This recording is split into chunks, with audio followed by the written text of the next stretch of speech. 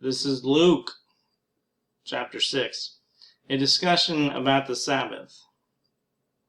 One Sabbath day, as Jesus was walking around through some grain fields, his disciples broke off heads of grain, rubbed off the husk in their hands, and ate the grain. But some Pharisees said, "Why are you breaking the law by harvesting grain on the Sabbath?" Jesus replied, "Haven't you read in the Scriptures what David did when he and his companions were hungry? He went into the house of God and broke the law by eating the sacred loaves of bread that only the priests can eat. He also gave some to his companions." And Jesus added, "The Son of Man is Lord, even over the Sabbath." Jesus heals on the Sabbath. On another Sabbath day, a man with a deformed right hand was in the synagogue while Jesus was teaching. The teachers of religious law and the Pharisees watched Jesus closely. If he healed the man's hand, they planned to accuse him of working on the Sabbath. But Jesus knew their thoughts. He said to the man with the deformed hand, "Come and stand in front of everyone." So the man came forward. Then Jesus said to his critics, "I have a question for you. Does the law permit good deeds on the Sabbath, or is it a day for doing evil? Is this a day to save life or to destroy it?" He looked around at them one by one and then said to the man, "Hold out your hand." So the man held out his hand, and it was restored. At this, the enemies of Jesus were wild with rage and began to discuss what to do with him. Jesus chooses the 12 apostles. One day soon afterward, Jesus went up on a mountain to pray, and he prayed to God all night. At daybreak, he called together all of his disciples and chose 12 of them to be apostles.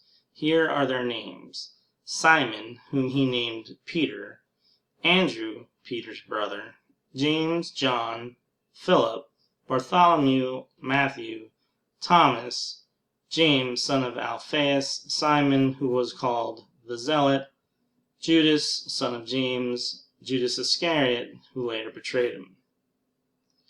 Crowds followed Jesus. When he came down from the mountain, the disciples stood with Jesus on a large level area, surrounded by many of his followers and by the crowds. There were people from all over Judea and from Jerusalem and from as far north as the seacoast of Tyre and Sidon. They had come to hear him and to be healed of their diseases, and those troubled by evil spirits were healed.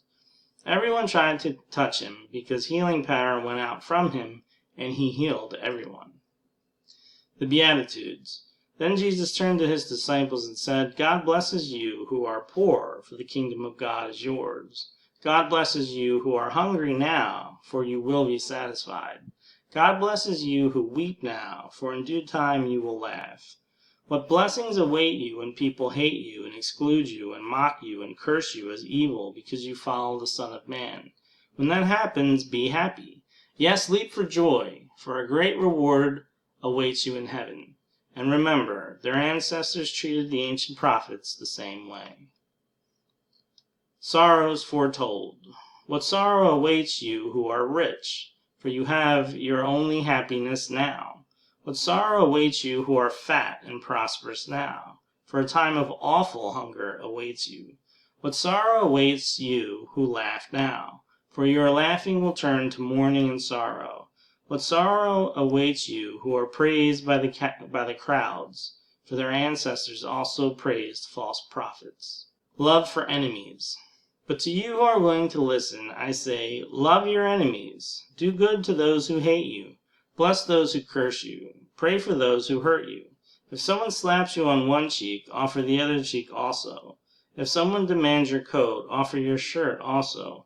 Give to anyone who asks, and when things are taken away from you, don't try to get them back. Do to others as you would like them to do to you. If you love only those who love you, why should you get credit for that? Even sinners love those who love them. And if you do good only to those who do good to you, why should you get credit? Even sinners do that much. And if you lend money only to those who can repay you, why should you get credit?